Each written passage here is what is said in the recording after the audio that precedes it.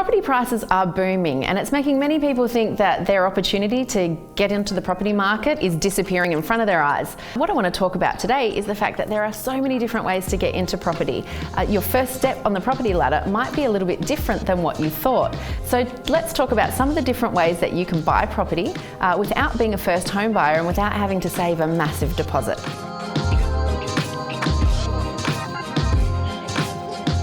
There are a number of strategies you can use to buy property in a booming market. One of them is to do a joint venture. This is a way that many people kind of join forces with other people in their lives who want to buy property. I've been a finance and real estate journalist for over a decade, and I've interviewed a ton of people over time who have bought with friends and family members, even in a syndicate with 4 or 5 different people, all joining forces to be able to put a deposit together and buy a property that they wouldn't be able to afford on their own. There was one story of a group of mates. There were 4 mates in their 20s, and I can remember they all put together a plan over 12 months where they saved $15,000 each, and at the end of that 12 months they were able to buy a property that they rented out as an investment. All 5 of them couldn't live in it,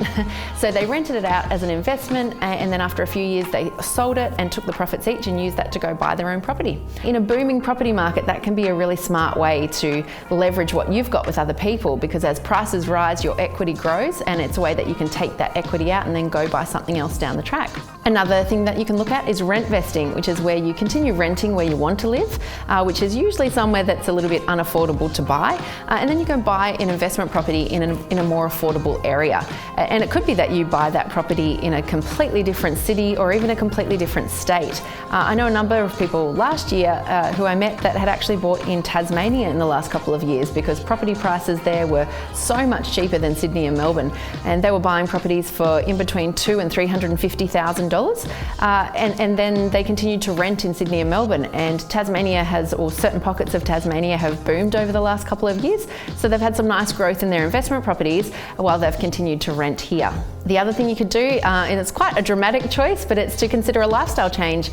which is something that has actually happened quite a lot over COVID, where people have left bigger cities and moved into regional towns where it's more affordable.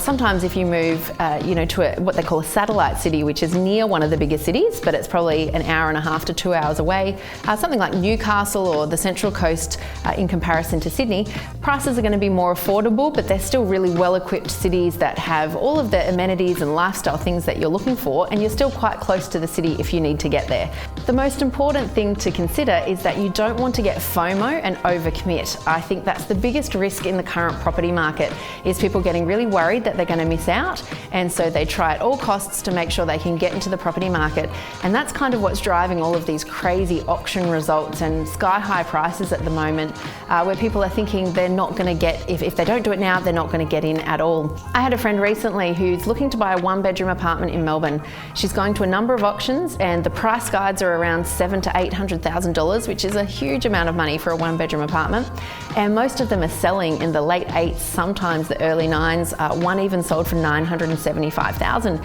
which is such a huge increase over what they would have sold for this time last year. And it's not that they've actually grown in value by that amount, it's that there's such a huge amount of demand in the market that it's pushing prices up. That demand's not going to be there forever. We're probably not going to see property prices fall or crash, but we are going to see them stabilise soon. If you're worried that you're not going to get onto the property market if you don't do it soon, I would say park those fears and just really start to get focused on what it is that you want to achieve. Set some really clear goals, set a budget and start working towards what you want to achieve, rather than feeling that pressure that you have to do it now. We have a ton of guides that can help you, so I'm going to share some links below to help you figure out what your next steps are going to be, and if you've got any questions, feel free to drop a comment.